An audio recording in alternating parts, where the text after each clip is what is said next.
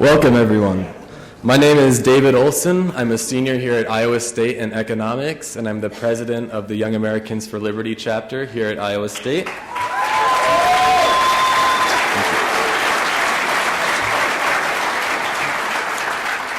On behalf of Iowa State University, the Committee on Lectures, the Iowa Campaign for Liberty, and Young Americans for Liberty, I'd like to welcome you all to tonight's lecture by former presidential candidate and 11-term Congressman Dr. Ron Paul.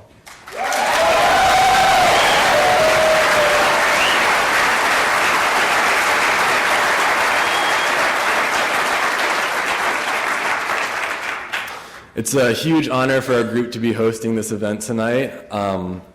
2008 sparked a huge revolution in college campuses across America, a movement toward freedom and free markets and limited constitutional government. And Dr. Paul has done more than any other person in politics in spreading these messages to young people in America. And I thank him for that, and it's a great honor to have him here tonight.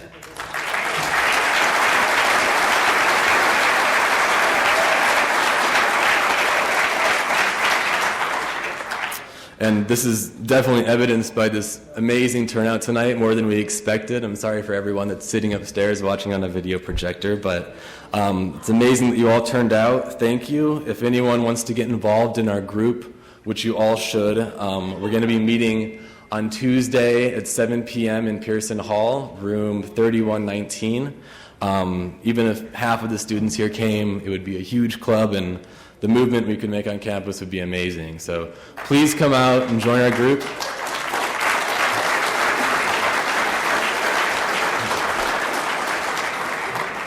And we're going to start the night off tonight with a short introductory video to Young Americans for Liberty. So enjoy, and then we'll continue with the evening. Thank you so much for coming out.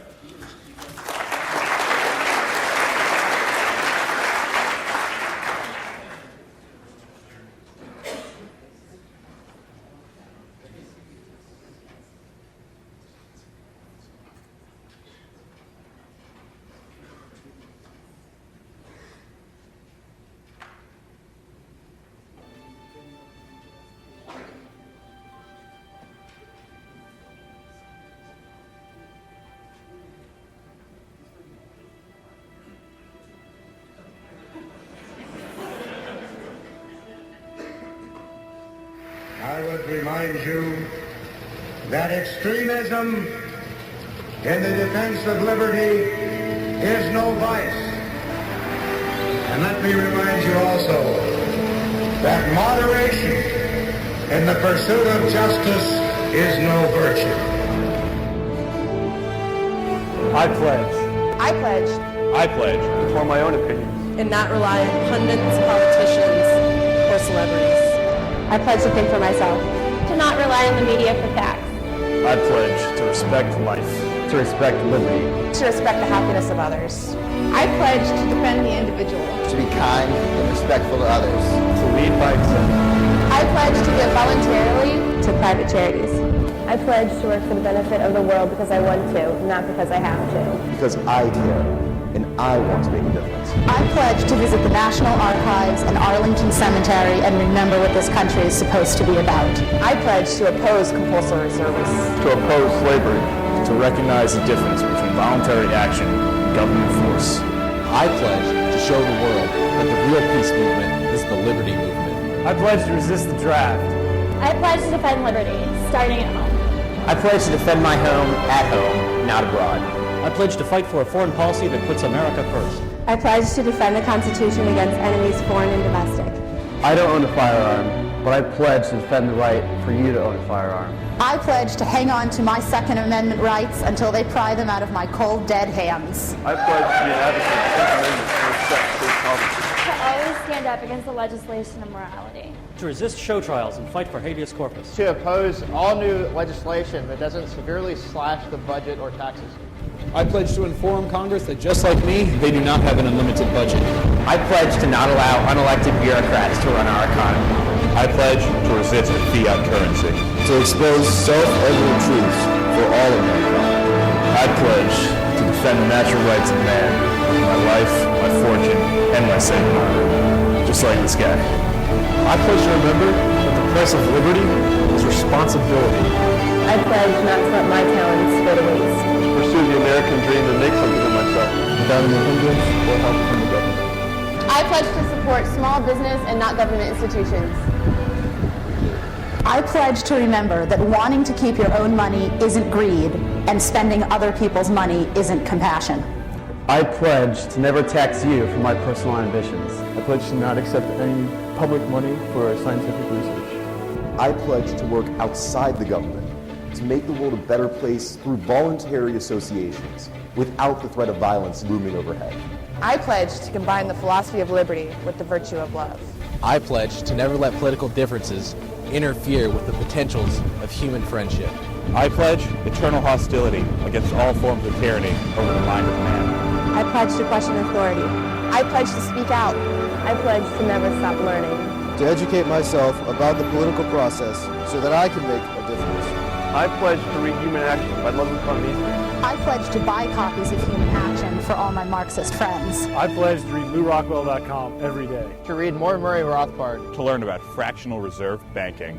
I pledge to remember that nobody can calculate the value of an individual. I pledge to seek truth. I pledge to spread the message of liberty throughout the world. Yo prometo siempre defender mi derecho. 我不会购买任何美国的资产。 I pledge to join the libertarian revolution in Russia. I pledge to hope and liberty, not politicians.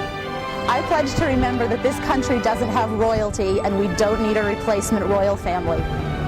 I pledge to limit the government's job description. I pledge to have faith in my fellow man. I pledge to defend liberty until the day I die. Why just pledge? I'll take an oath. I swear by my life and my love of it that I will not live for the sake of another man, nor ask another man to live for mine. I pledge to spread the message of liberty. I pledge I to be pledge a to raise champion a of the family that Constitution. protects I liberty pledge and to defends inform the American people that the government isn't any better. It's all I pledge to volunteer voluntarily. To fly a Gadsden flag off my I pledge to vest. take care of my body. I pledge to support I the pledge poor by to promoting the oppose all wars I waged by pledge the to U.S. not government, both foreign and domestic. I pledge to educate my children. I pledge to hold my election. I pledge to live and let live free or I die. pledge to join the revolution. I pledge to join Young Americans for Liberty.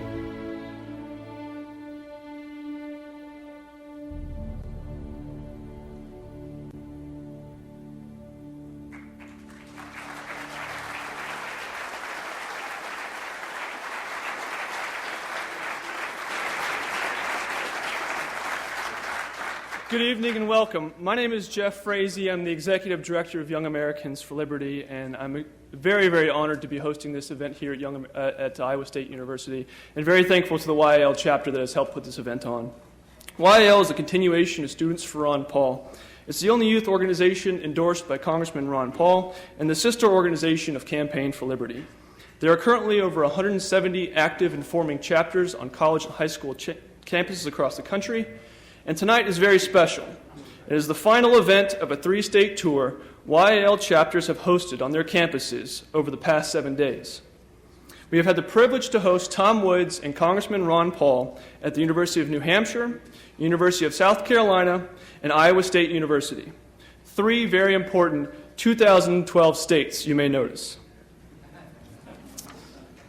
There is no doubt you will see the Youth Movement for Liberty involved in this upcoming election and into 2012.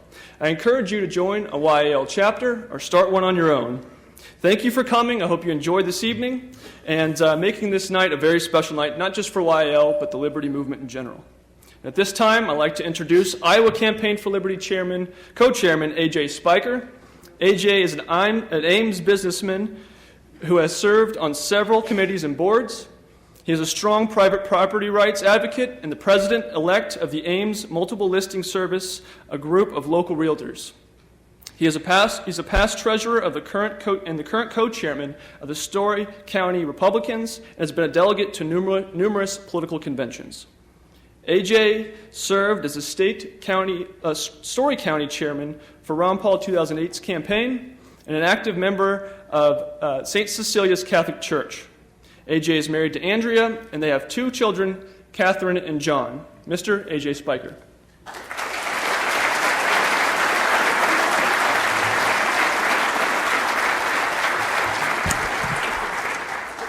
It's wonderful to see a packed house, and I'll keep this short because I know you're all here to listen to Congressman Ron Paul.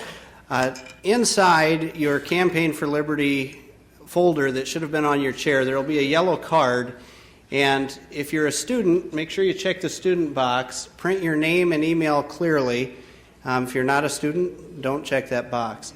If you have a question for Congressman Paul, we're going to have about 3 questions, maybe 2, 3, 4 questions we're going to ask to Congressman Paul. So write those on the back of this form, and if you raise your hand with them, there are ushers in the back that will be picking them up. At this time, I'd like to introduce David Fisher. David is the co-chairman also of Iowa Campaign for Liberty. David was high school valedictorian, is a graduate of Iowa State College of Engineering, expert witness, and founder and president of Precision Research Incorporated, a Des Moines consulting firm in the energy industry. He's an elected township trustee in Polk County, a member of the executive committee of the Polk County Republicans, and has been a delegate to numerous conventions, including the Republican National Convention. He was also Iowa co-chairman of Ron Paul's 2008 presidential campaign. Above all, David is a married and a father of 2, and he's a proud homeschool dad. Mr. David Fisher.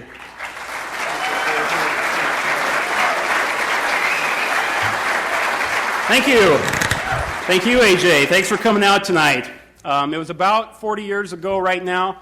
Iowa Campaign for Liberty Chairman Drew Ivers was like you, a student at Iowa State. 20 years ago, I was like you. I was a student at Iowa State. And I believe that 20 and 40 years from now, you're going to look back and remember this night. This night is literally about you, about your future, about the future of your country, and the prospect for liberty in your lifetime.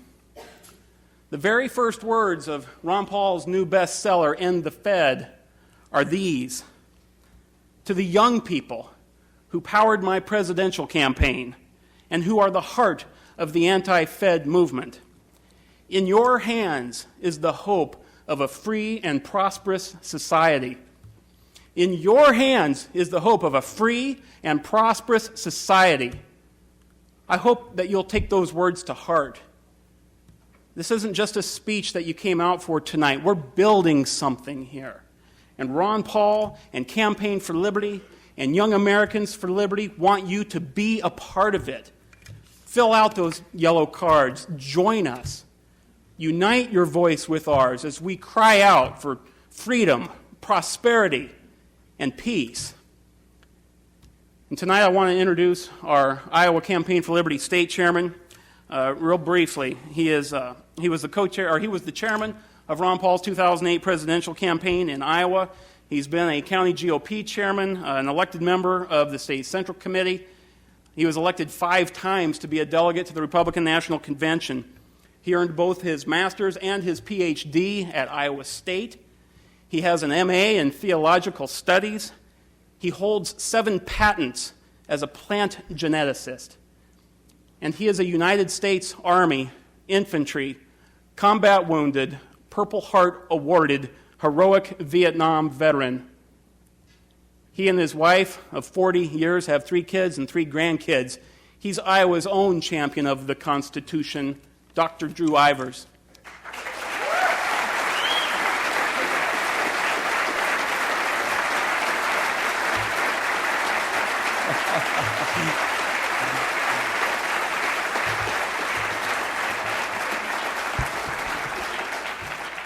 Thank you, David, and all of you for that generous introduction and reception. I thank you very much.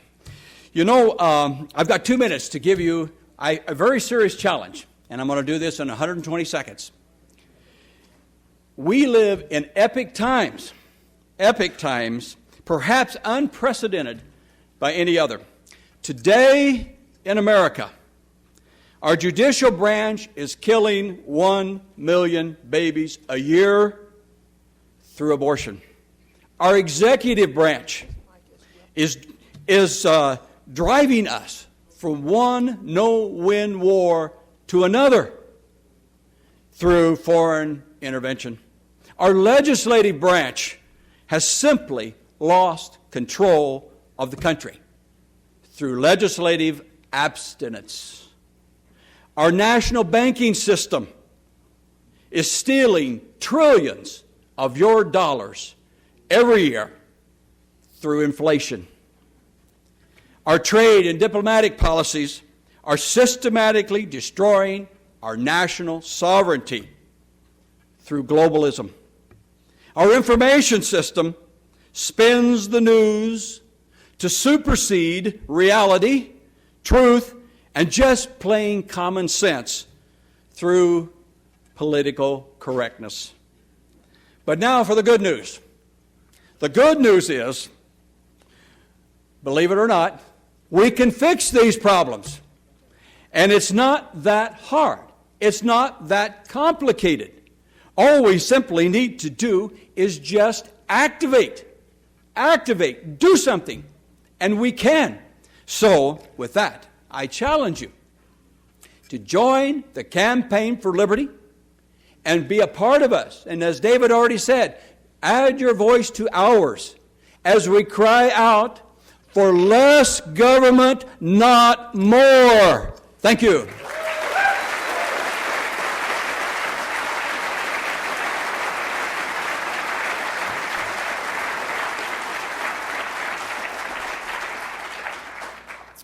Congressman Ron Paul is an 11-term Republican in the House of Representatives. In 2008, he ran as a presidential candidate for the Republican Party, and his run started a revolution across America. He was a flight surgeon in the U.S. Air Force and a doctor by trade, delivering over 2,000 babies. Today, he is the honorary chairman of the Campaign for Liberty and the champion of the Constitution. We are privileged to have Congressman Paul here today, and it's my pleasure to introduce him to you all. Ladies and gentlemen, Congressman Ron Paul.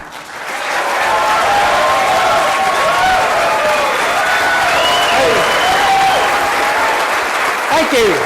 Thank you very much. Thank you. Thank you, thank you.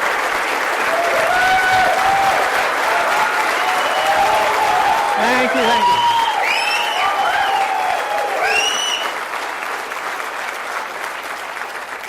Thank you, and I can't even shoot a basketball either, so thank you for coming. I appreciate this very much. I appreciate all the comments made and the introduction, so it's great to be here.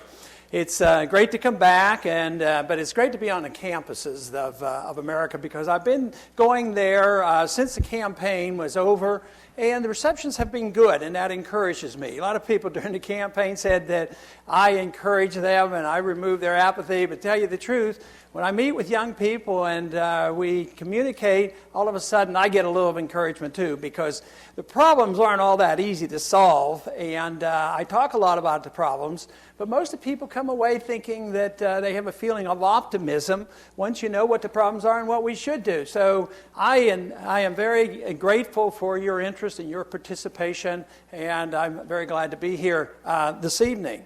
You know, last week we had a little bit of activity. I'm sure you noticed that there was a bill passed late Saturday night, close to midnight, and we were taking good care of you. You know, we're going to give you free medical care. You know, you talk about loss of credibility. They come along and the administration makes this proposal. We're going to put everybody under care and we're going to take care of this, and it's not going to cost anything. Not only will it not cost anything, we're actually going to lower the deficit by this new program, which is going to cost $1 trillion. That's what they said is going to cost $1 trillion. But if you go back and look at all the medical programs the government has been involved in, it always costs 2 or 3 or 4 times more than they had originally said. So I suggested that's exactly what will happen.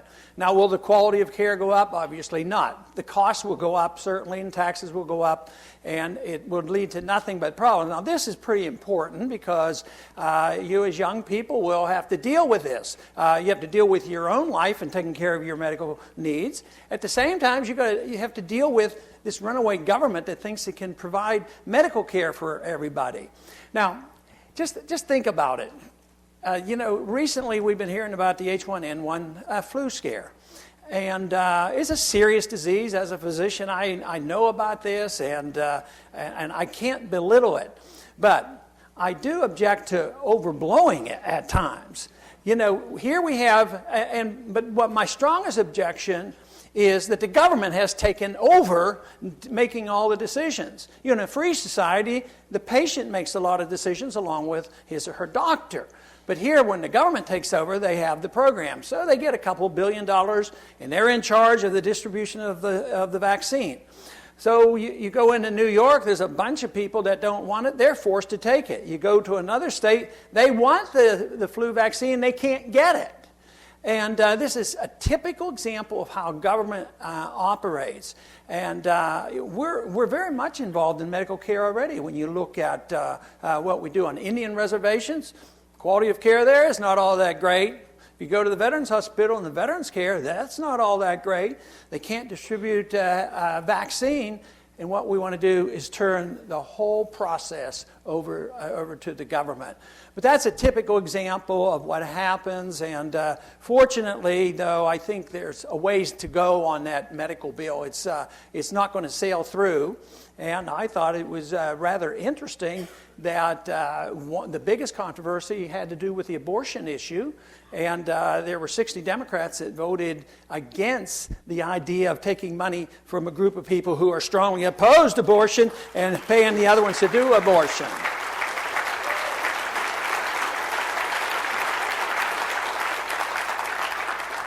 And the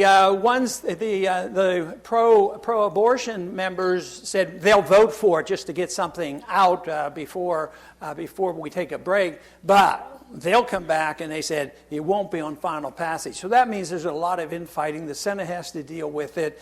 And the plain truth is there's just no money anymore. And that's why they're up against the wall on this. But they're not quite ready to admit what I think many of you already know, that this country is bankrupt and there will have to be cutbacks and there has to be limitation.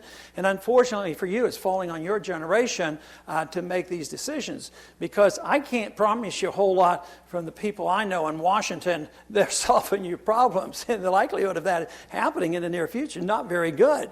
And it doesn't seem like changing administrations helps a whole lot. You know, we went from the liberals to the conservatives and the Republicans, and they doubled the size of the Department of Education, and then they went and had prescription drug program. Then we have a new administration that's supposed to end the war, and what do? We double the size of the war, expand the war, and go into more countries. So there's not a good sign that the people there are going to change policies at all. But eventually, though, it'll have to change.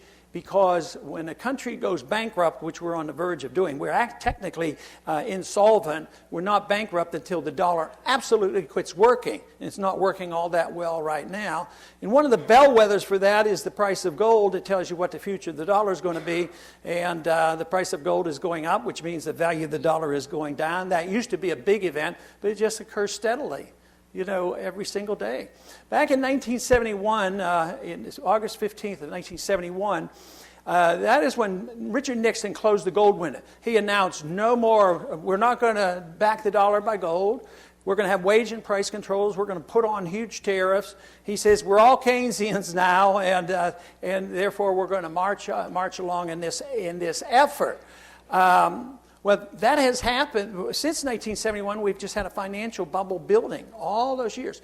On that 15th of August, they announced a devaluation of 8%, and that was big news. Since that time, the devaluation against gold of the dollar has gone 97%. That's how rapidly they are ruining the value of the dollar. But the end stages can even speed up, and I'm afraid that's what's happening. So this is very serious business about what the government is doing. When they overspend, for years we've complained about spending and deficits and all of this, but it's almost like wolf, and nothing really happens. But the thing of it is, eventually it will happen. You just can't do it. You can't run up these trillions of dollars of debt. Last year, the national debt went up about $2 trillion. And you just can't do that, so something has to give. Unfortunately, like I say, it falls on your shoulders. It won't be the people in Washington. It'll be you at your age group, and what we send to Washington will make the decision. And the most important question you ask is, what should the role of government be? What should it be? Why do we have a government? You know, the founders asked that question. They asked the question what it should be, and they did their very best to describe what the role of government ought to be. And the summary of all that is the government should protect liberty. And I like that idea. Limited government to protecting our liberty and nothing else.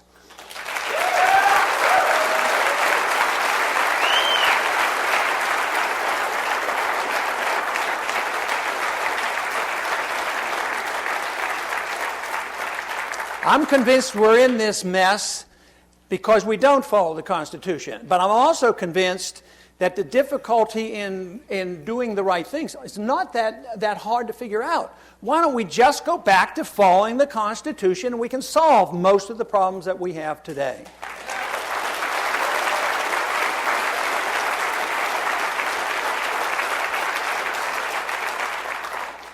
The Constitution is very clear. Article 1, Section 8 tells the Congress what they can do. And anything they are not told they're allowed to do, guess what? They're not supposed to do. But after about 40 or 50 years or more, we've had an educational system that has taught so many individuals, including most members of Congress, to say that the Constitution is not a rigid document. It's one that is flexible. It should be adaptable. And the Interstate Commerce Clause says you can do anything you want. The Welfare Clause says you can have a welfare state. And the fact that the President is the Commander-in-Chief today means he can go to war when he wants, he can fight anybody he wants, and send troops any place he wants. And the suggestion that we just follow the rules could solve a lot of that. Just think on the money issue. What does the Constitution still say? Only gold and silver can be legal tender. Now, if we want to change it, if we want to modernize our society and modernize our economic understanding, that we'll say, well, what we'll do is we're going to quit that silly stuff about having something behind your money. We want to give the power to a secret organization called the Federal Reserve, and these 7 individuals can get behind closed doors and decide how much paper to print and write numbers on it. If you put a 1 on, it's worth $1. If you put a 0 on, it's worth $10 or $100. So yes, let's reject that. Now, if that's what you want, then you should amend the Constitution. But we have done so many things by just ignoring the Constitution and marching on. So that is where our real problem is. You know, back in the teens of last century, the people in this country said, you know, alcohol's bad for you. And I think excessive alcohol is bad for everybody. But in a free society, the decision is made by individuals. The individuals, they decide whether they should drink or shouldn't drink. But the thing of it is, if they drink and they drink too much, they should suffer all the consequences, and their neighbors shouldn't be penalized for it. But they felt so strongly back then for the national government to come and interfere with personal habits of the American citizen was disobeying the Constitution. They amended the Constitution. That's rather remarkable. Amending the Constitution to prohibit the use of alcohol.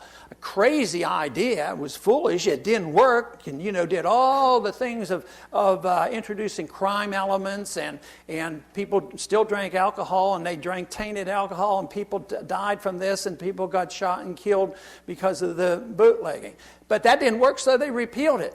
But what have we done in our modern day? Do you think the government has much to say about your personal habits?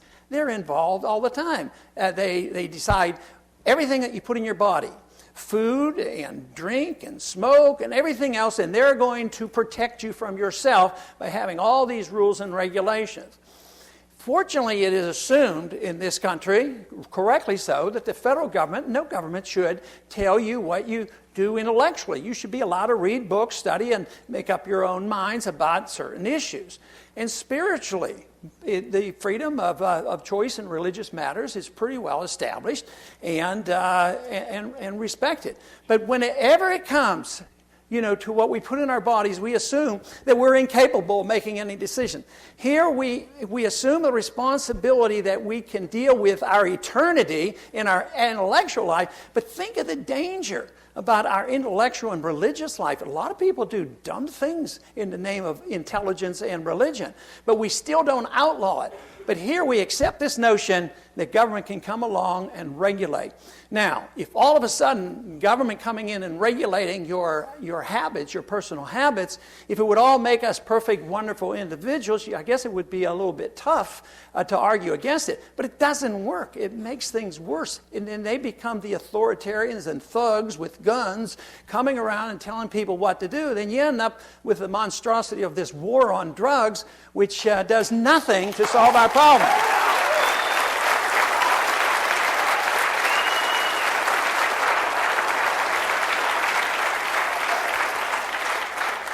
But what it does is establish the principle that the federal government is control of your life and they own you. A couple other examples of why the government assumes that they own you. When you're 18, what are you supposed to do? And what do most of us do? And you sign up, the draft. You know, why do you sign up for the draft? If you don't sign up, they knock on your door. They have your name and your number, and they know everybody and where everybody is, but they still want to make the point that they own you. They might need you. There might be a war, so they sign up. They knocked on my door in 1962 during the Cuban crisis, and I was drafted into the military. Fortunately, we don't have a draft, but we still have draft registration, always making that point that the government owns your life. But what other thing does the federal government do, in particular, all governments do, to make sure that the government, the state, is in charge? And that is the way they collect taxes. I think the worst way you collect taxes is with an income tax. I don't think we should have an income tax at all.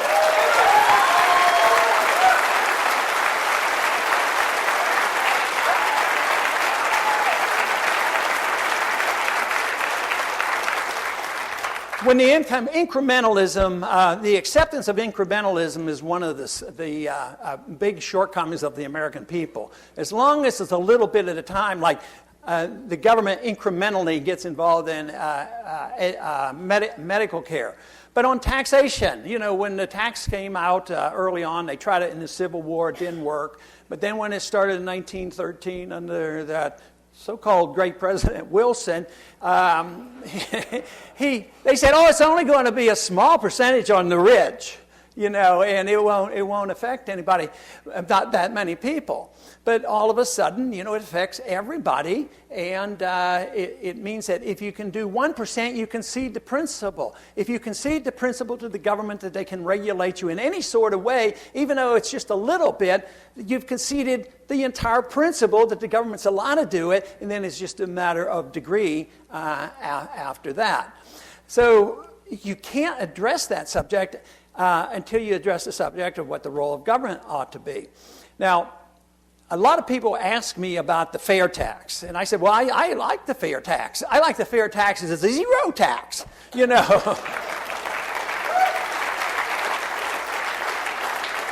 But I haven't signed on to the fair tax bill. I tell people I'd probably vote for it. It would disrupt the IRS, and besides, if we try... If we tried to even come close to balancing the budget with a sales tax, believe me, that would help bring this whole system down, because you would all of a sudden realize how much you would have to pay. But the one thing that you could do about the income tax to maybe get the attention of people, one time I introduced legislation that said that we would repeal withholding tax. I don't like the income tax, but withholding makes it worse because it forces the employer to be an involuntary servant. He's forced to do the work for the government. So if we did that, you know, we would have, if we didn't have the withholding tax, then what I would do is everybody would balance the budget. If you pay for the war and pay for the welfare, pay for the medical programs, pay for everything, but you write a check, every individual writes a check every 30 days. Believe me, we would have a different government. All of a sudden... You know, I guess another thing that we could do, short of really until your revolution comes to fruition and you really change our government, the other thing is to have a checkoff Okay, I don't want to pay. I'm going to pay. I don't want to go to jail. So here it is. But let me check off where this money's going. No more money for elections in Afghanistan. Check it off.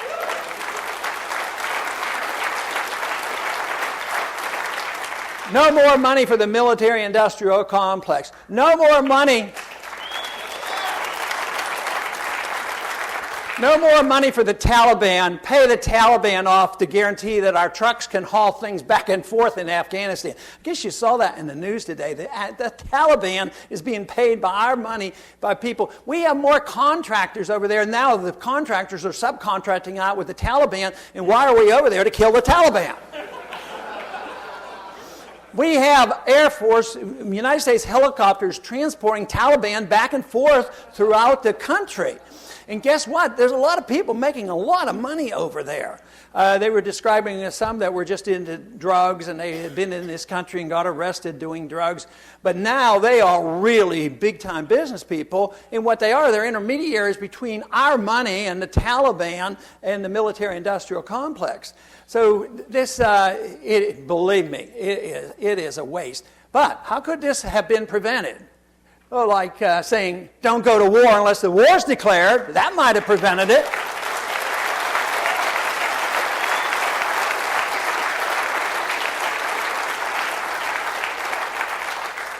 Generally speaking, the presidential candidate, finally when it gets down to two, the candidate that leans more toward peace than war very often can win the election. You know, Nixon won to end the Vietnam War, and Eisenhower was elected to end the Korean War, and even more recently, Bush was elected in the year 2000 because he was against nation building and getting involved in internal affairs of other nations. He didn't want to be the policeman of the world. And when I heard that in 2002, I said, well, maybe this guy won't be as bad as I suspect. But immediately afterwards, how did Obama win? What did he talk about? Oh, yeah, we're going to get out of that place. We're going to quit. We're going to close down Guantanamo. We don't believe in these signing statements and on and on. But what has he done? Well, first thing he's done, he hasn't really brought any troops home from Iraq. We've been there how many years? 6 years or so. We're still working on democracy over there. We're hoping they'll have their second election. You know, we don't have really great freedom of choice in this country when it comes to allowing anybody on the ballot other than Republicans and Democrats. You can't get on the ballot.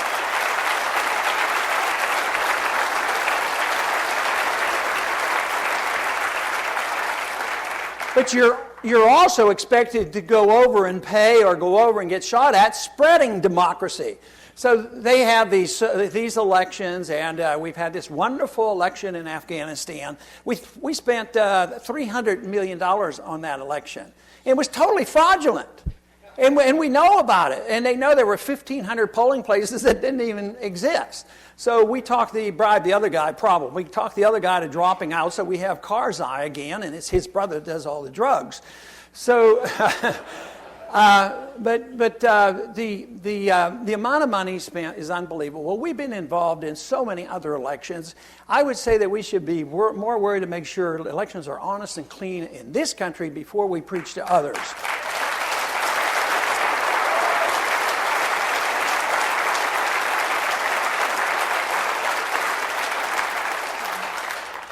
But the election is over now in Afghanistan, but the money continues to be spent, and we continue this process.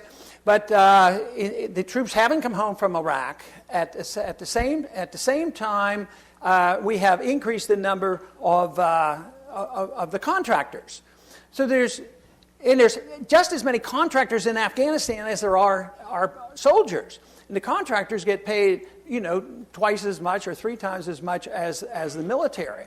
So what has happened in Afghanistan? Well, to be fair, the president never said he wanted to end that. That was the good war. The good war was in Afghanistan. So now with his ability to make snap judgments, we're still wondering how many more troops are going to go over there. Well, there's not enough troops. There's not enough. You know, if we were at war and if it was a threat to our national security, there might be need of 500,000 troops, and then they should go if it were legitimate. But no, they're arguing should it be 10,000, 30,000, 80,000. It's been going on a month or so.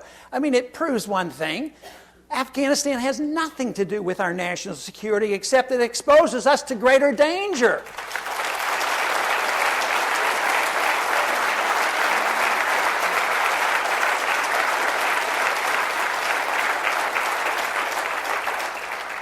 So the drones are still flying. The drones are not set off by the Air Force. As a matter of fact, the CIA controls the drones. These planes that go over and go after the bad guys. Well, they were looking for one bad guy that escaped into Pakistan. Well, it used to be Pakistan was a sovereign nation, but they don't know about that anymore. So there was the bad guy we went after with 15 drones. It took 15 because 14 missed him, but 1,000 civilians were killed. Oh, no, they were terrorists. They were friends of terrorists. But no, they were essentially people who cared about their country, were in the wrong place at the wrong time. And believe me, that's not the way to win friends and influence people. You know,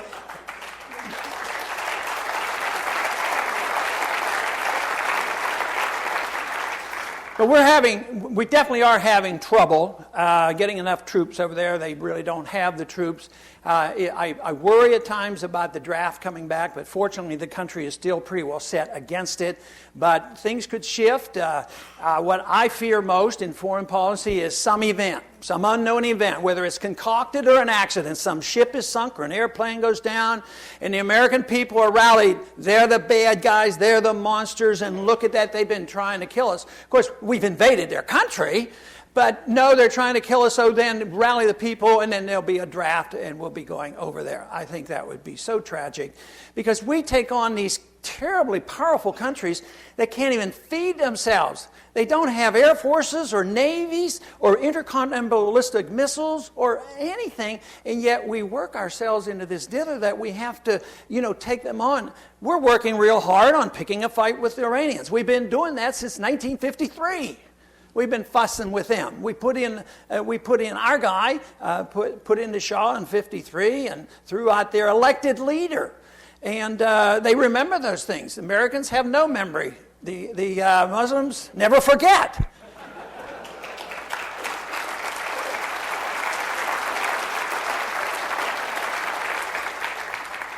But I was reading the other day about this terrible problem about post-traumatic stress syndrome, and it's very, very real. And of course, it came out more discussion because of what was happening down at Fort Hood. But there's a lot of problems with that, and a lot of men and probably some women go AWOL and they skip. They've been over there 3 or 4 times. They don't like dodging and looking. The next step they might take is a step on a nuclear device or an explosive device, and they're just sick and tired of it. They're burned out. So some of them will go AWOL, and then they'll get guilt feelings. I've got to go back and clean up my record. I'll face the music. And then they will purposely not pay much attention to them, have them sitting in cells for a long time. And then there's an offer made. If you're willing to go to Pakistan, or if you're willing to go to Afghanistan, we'll drop all the charges. Here the guy has post-traumatic stress syndrome, been over there 2 or 3 times, and we're trying to buy him off and get him to encourage to go back over there. It's a flawed foreign policy. All these are the results. I think it's flawed because it's not designed to defend this country. We should have a strong national defense. We should obey the Constitution. We should mind our own business, and we could start by bringing all our troops home from around the world.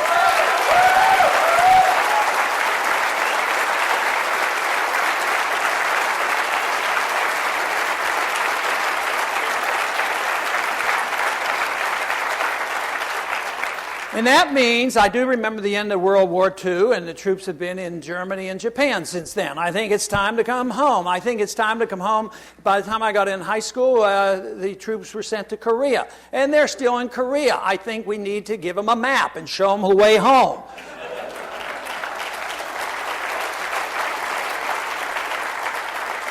But there's some good news. The other day, it was announced, about the Green Zone. The Green Zone is that really tough place to have to live in Iraq.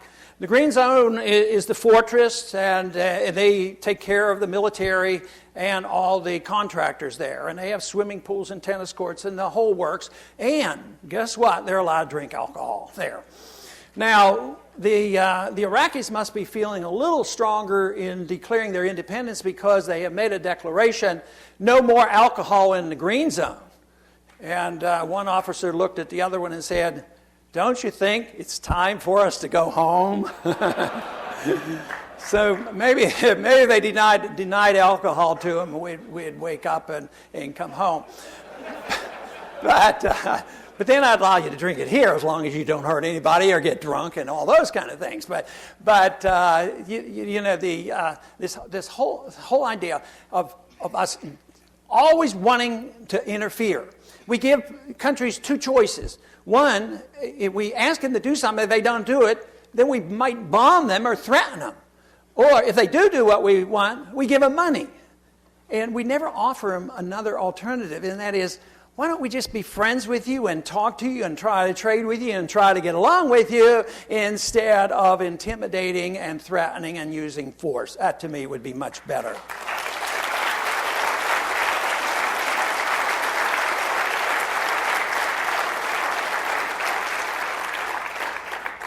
The likelihood of that happening is not all that good because the predominant thought is that if a president did that or an individual did that, you'd be a weakling. You know, it is said that, as a matter of fact, it really comes from the Democratic side. Republicans, when they get in, have to show they're more compassionate and they go hog wild on welfare. But when the Democrats get in, they have to prove they're not weenies and they're tough and they won't back down. They did it with Vietnam and they did it in Korea and they're doing it now. And they say we got to be tough, and because it can be used against us that we're too weak. But I would suggest that maybe we ought to respect an individual who would say to be strong is to resist the temptation to do these things that are unwise. That's what we need to do.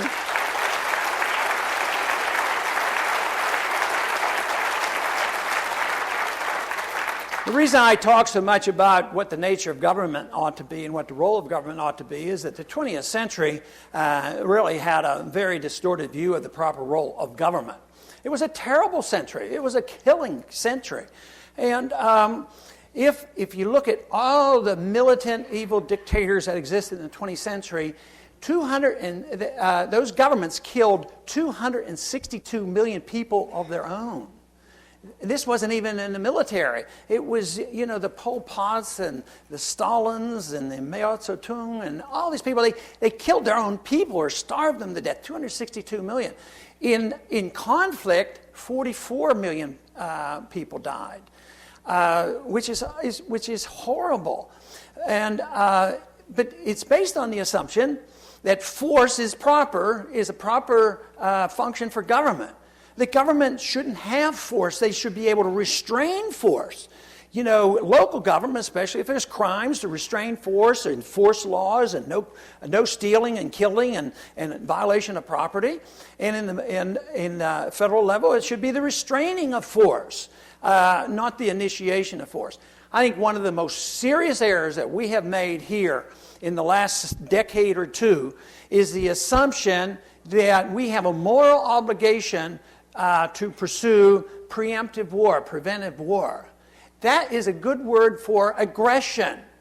That is not in our national self-interest. When people haven't attacked us, we don't go ahead and say that we have to take on the Iranians, the Iraqis, the Afghanis, and on, because someday they might attack us. That is foolishness. That is going to destroy our country.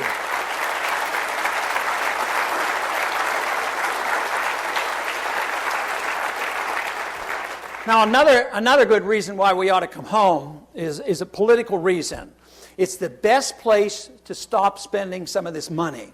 It's going to be a lot easier selling this and say to the people when the people really wake up. Everybody knows there's a deficit out there, but right now everybody's running to Washington to see what they can get before they run out of it. They're not saying everybody quit. So, but if we continue, it will quit because the dollar will quit working. But if we came to our senses and said, you're right, you should do this, we should cut back, and we should quit the spending, we spend over $1 trillion running our empire around the world. It should be a lot easier to quit wasting all this money and getting ourselves into trouble than starting with some social program here at home. Maybe we shouldn't have ever started those programs, but somebody elderly is dependent on the federal government. You don't start there. But if we don't cut someplace, everybody's going to suffer, because if the money doesn't work and the dollars don't buy anything, the elderly are going to suffer and the sick are going to suffer, and the whole thing won't function very well. So it is a tremendous opportunity, as I see it, for a way to get back into a sensible financial situation. You know, I have talked a lot about finances. I was motivated in the 1970s to go into politics for financial, the financial crisis we had then. Have always been on Financial Services Committee. In the last 8 years, I've been on International Affairs because I think that is so important too. But, some of you may remember and may have heard that during the campaign of a year or so ago, I talked a lot about the problems we had and how serious they were, and it wasn't taken seriously. But I can tell you one thing, I feel better about it, not because people have recognized that maybe somebody should have listened, but the fact is, though they didn't want to hear it back then, right now, on the financial shows and the different shows, even the ones that were very hostile are now very interested in trying to understand what our problems are all about.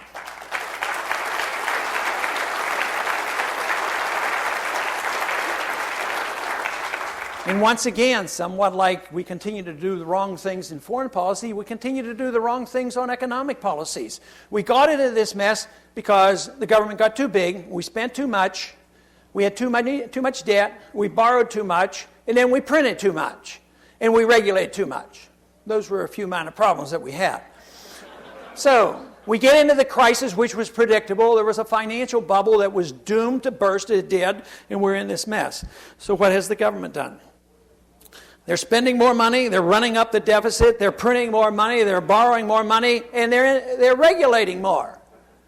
How's that going to solve it? So my suggestion, just to try to shift the debate a little bit, is let's start off with at least auditing the Fed and finding out what they're exactly doing.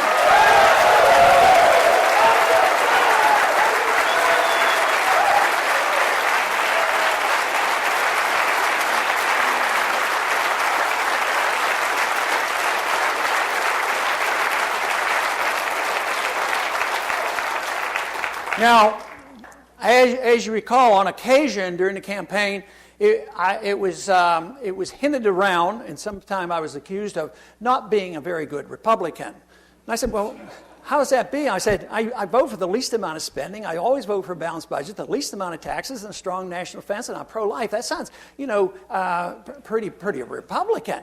But now I have the best answer. Now I can say is you can't say that to me anymore, because I have every single Republican in the Congress, in the House, supporting auditing the Fed.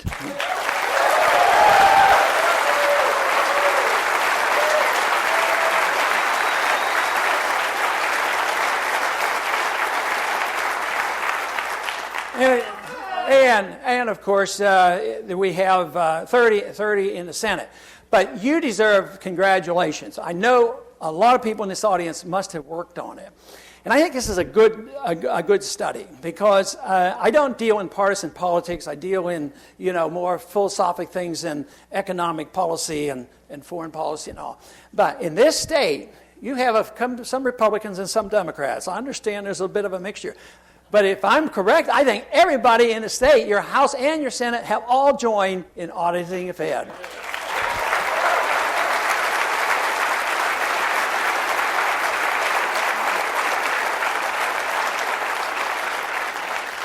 Which proves that when you have a significant movement in a direction, it is accepted by both parties. If we truly have a revolution which is ongoing and which you are inheriting, if we truly have that, it's not going to be a Republican revolution. A lot of time people ask me, what do the Republicans have to do to become, the head party again?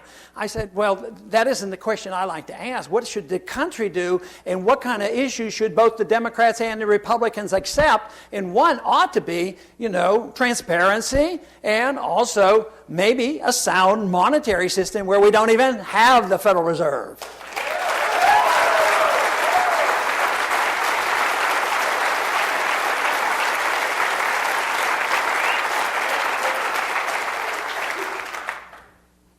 But the young people that have supported me in the past and support me tonight, I've had people come to my office now, teenagers, 12, 15, 18, college kids, young adults, others come. And it to me is a great burden, and I am serious about what I said, that you will have a responsibility. And those of you who have come tonight are either come for curiosity or you tend to agree. It sounds like you tend to agree a bit.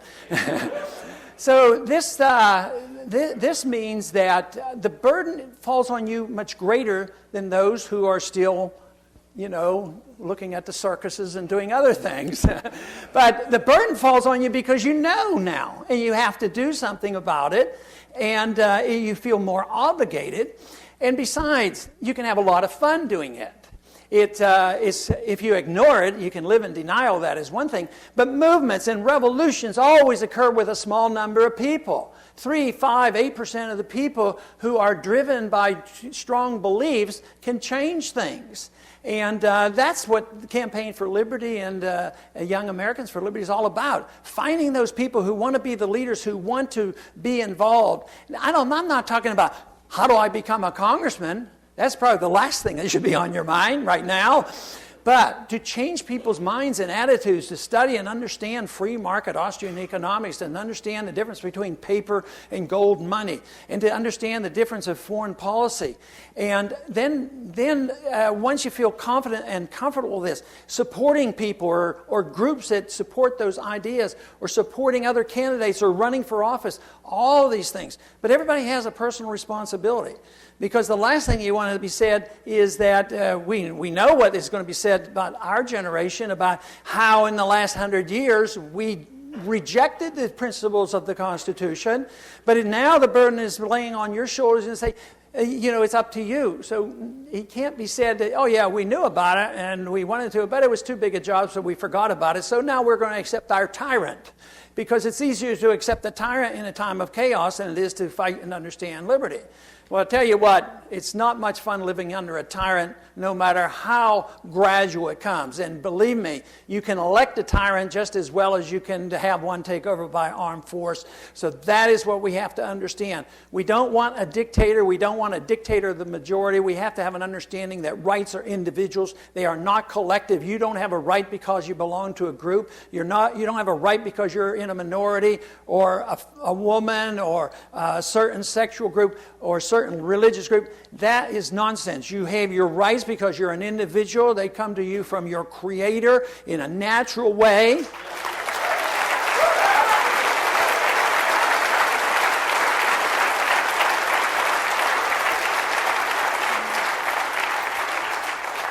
And you have a right to that life, and you have a responsibility to use it wisely. You have a right to your liberty, and the government should be there to help protect that liberty. And someday, let's hope we have a right to keep the fruits of our labor.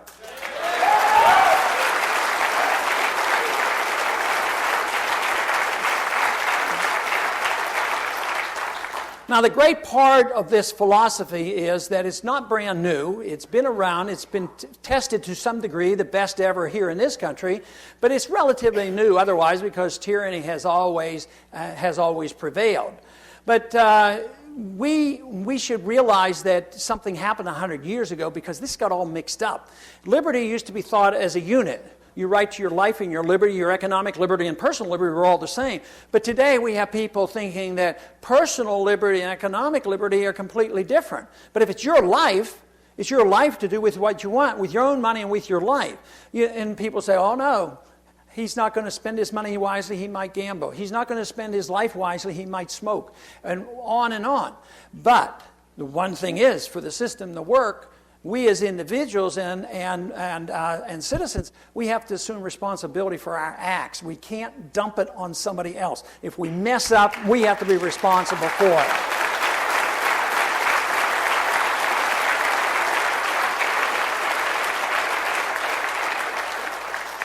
It has been relatively new. We tested it, and it's drifting away. So if we don't have a revolution, it will be lost. It could be buried for hundreds of years. But if we did the right things, if we awakened the people around the country and said, yes, we endorse these views, the Constitution was a good guide, and we ought to follow it, and we need it desperately. If we did that, we could get back on our feet again. We're much better off than so many other countries that didn't have a history like we had. We've had a great history. We've had more freedoms. We have had a better document. We've had sound money. We've had property rights. We understand contract rights. And so it's there. It's just that we've given up. The people have given up. They don't trust themselves. They don't trust freedom. Freedom is something that, oh no, that is selfish. But the whole thing is if you care about your fellow man, you have to believe in freedom. The most humanitarian system is a free society. It's not one where thugs in Washington use guns to steal from one group to give to another because they care for them. They don't care for them. They care for their power. But if you care about your fellow man, if you care about prosperity, yes, you have to believe in freedom. Is that going to be a perfect world? Far from it. But let me tell you, from the history that I've read, it would be by far the best world we've ever seen before and the best we have. We can improve. A lot of times people say, do you want to go back to the 19th century? You want to go back to the gold standard? Last thing in the world. I want to advance the cause of liberty because we can improve upon it. We've had a good taste of it, and there's no reason why we can't restore what we had and make it much better. Thank you very much.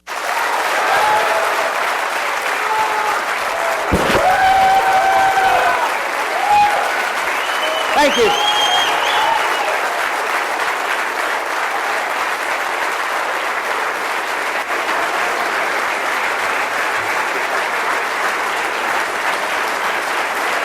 Thank you.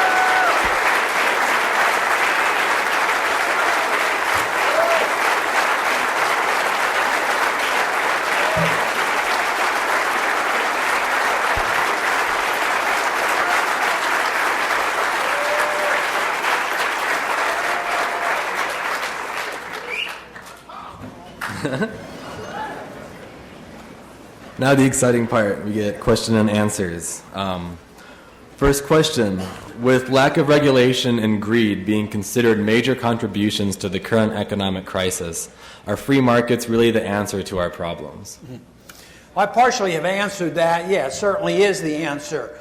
If you have a monetary system that interferes with interest rates and causes business people to do the wrong things and cause savers to do the wrong things, a lot of mistakes being made, you can't compensate by having regulations. The market is the regulator, and we don't allow the market to regulate. If somebody invests and gambles and they mess up, instead of allowing them to go bankrupt, we prop them up and penalize the people who might have been successful. So the regulation is by the market. Make sure the market, the rate of interest is set by the marketplace. Insurance of all kinds, even insurance in banks, could be privatized. And you don't need to try to regulate the ill effects. Regulations actually compounded the housing crisis. The Fed created the credit and caused a financial artificial boom because of artificial low interest rates. At the same time, the Congress would pass laws insisting that the banks, make bad loans. So you don't want those kind of regulations. You want to get them all out. The one regulation I'm working on real hard right now is to regulate the government, the Treasury, and the Federal Reserve.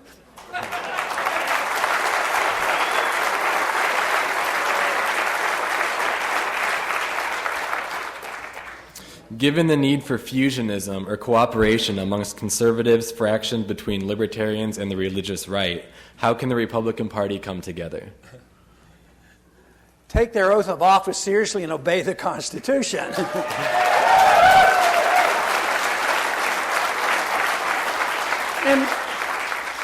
And I really think that would solve the problems. I'm strong right to life. I've delivered 4,000 babies, and I take a strong position, but I followed the solution in the Constitution, and sometimes I get into a little trouble with some national right to life groups, and because they want me to pass more federal laws. But we got into this trouble because there was a federal mandate at the court level came down and violated Texas Roe versus Wade. So for me, the constitutional answer is get the feds out, get the courts out, repeal Roe versus Wade by the court losing its jurisdiction over those issues. So you can solve these problems, whether they're economic, foreign policy, or social problems. There are some difficult problems socially. I think the least regulation, the better, as long as people don't cause violence and they don't force people to do things they don't want to do, even if they do things that I find very annoying. But for the federal government, if you have to have regulations, for instance, we talked about alcohol. I don't like federal prohibition of alcohol, but I don't think there's too much problem, not too much problem with me anyway, with the state making sure that kids can't buy alcohol. But the whole thing is the state regulation on alcohol has worked better than the federal law on drugs. They can get their marijuana easier than they can buy the alcohols. So local regulation, that's the way the system is set up, is if you're going to have regulation, and that should fall into the Republican category, make them local. But the Republicans are, as far as I'm concerned, off track on regulations. Big business and if there's regulations, they want them national because they don't want to deal with Iowa and Texas separately, So they want them all nationalized, and that's the only time the Democrats, they make fun of the Republicans. Oh, I thought you guys were for states' rights. So frequently the Democrats vote for state regulations because they're always hoping the states will be tougher than the federal government.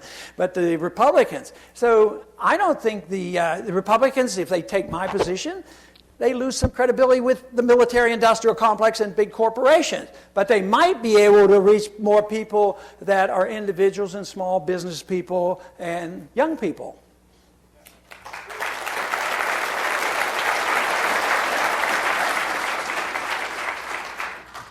Why do we need a commodity-backed currency instead of a fluctuating currency?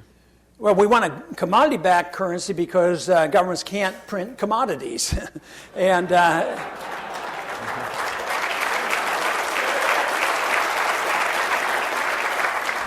it's really no more complicated than that. It restrains government. And in the book End the Fed, that, to me, there were several reasons, but one was without the commodity and with the paper, governments grow. When governments grow, the people get less liberty, and that is the key, plus all the economic and other problems. But no, commodities restrain the government. Over the centuries, governments have always despised commodity money. It's more sophisticated now. At one time, it was clipping coins, then it was diluting the metal, and then it was printing paper money. And we still talk about printing money, but we don't print money. We just click on a computer. The Fed can create $10, $15, $20 billion, a week, and during this recent crisis, it was like $1 trillion in a short period of time. Commodity money, they can't do that. Then people like Goldman Sachs would have gone bankrupt instead of bailed out.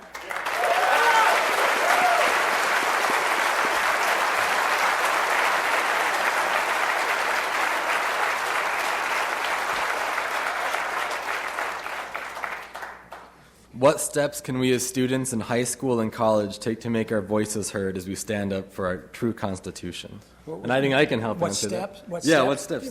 Start a YAL's chapter or join the one at your school that you already have. It's really easy. And I think that's great. That's available. I usually start off with what I mentioned in the speech, and that is education. People being stimulated and decide, well, I want to know what the truth is. That's a rare commodity these days. But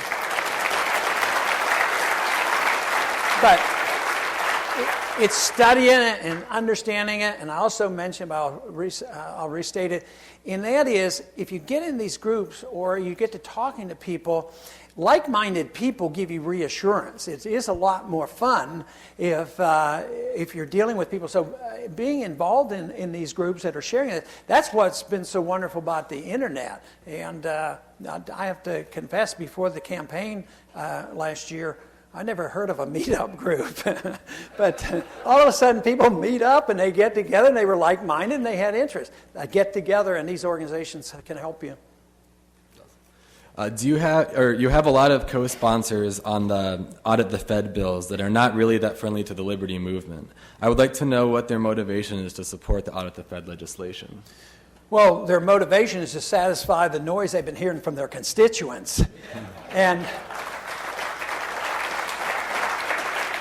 But that's very important because politicians usually never become very philosophic. It's the spirit of the people who know about these things and stimulate it. So that is very good.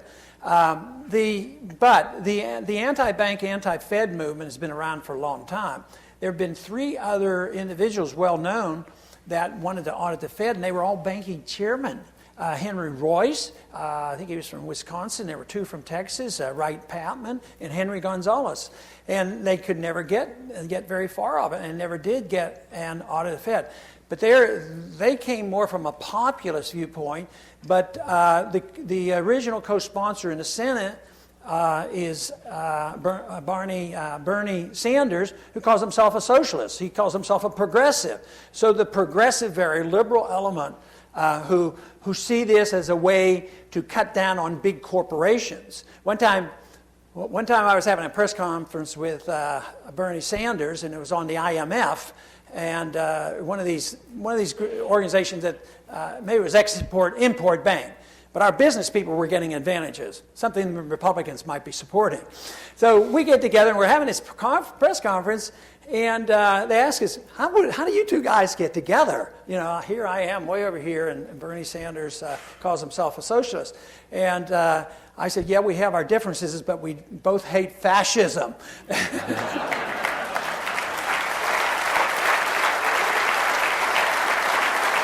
So the left and the progressives and the move by the people for transparency has really given us the stimulus that we need for auditing the Fed.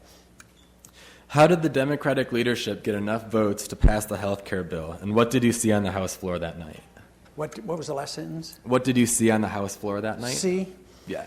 What was your experience? Well, I saw a lot more calm on the House floor than we did for the health bill prescription drug program, a few years ago.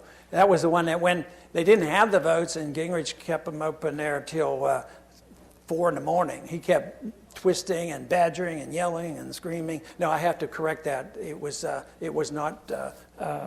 It wasn't. Gingrich was gone by then. But anyway, that was really badgering. This time it was relatively calm, in getting that passed. But no, I think the deals were made. For whatever you have to say about the speaker, I think she really. For that night, she pulled it off rather smoothly because she had the far left and the Blue Dogs have this agreement, and to go along with it either way. But it's also very temporary. We will have the vote on abortion, and we will vote for it even if it's in or out. So they both agreed, regardless of which way it would go. But they also practically took an oath that we won't live with it and we won't be voting for it if that anti-abortion provision is in there later on. And last, the question we've all been waiting for. Will you be running for the presidency of the United States of America in 2012?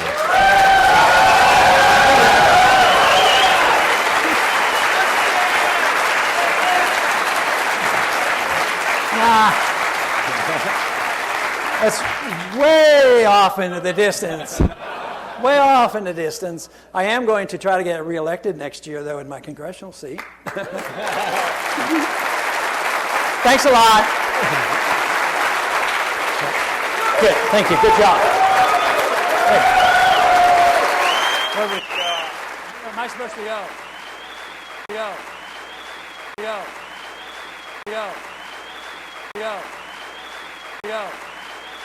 go. Here we go.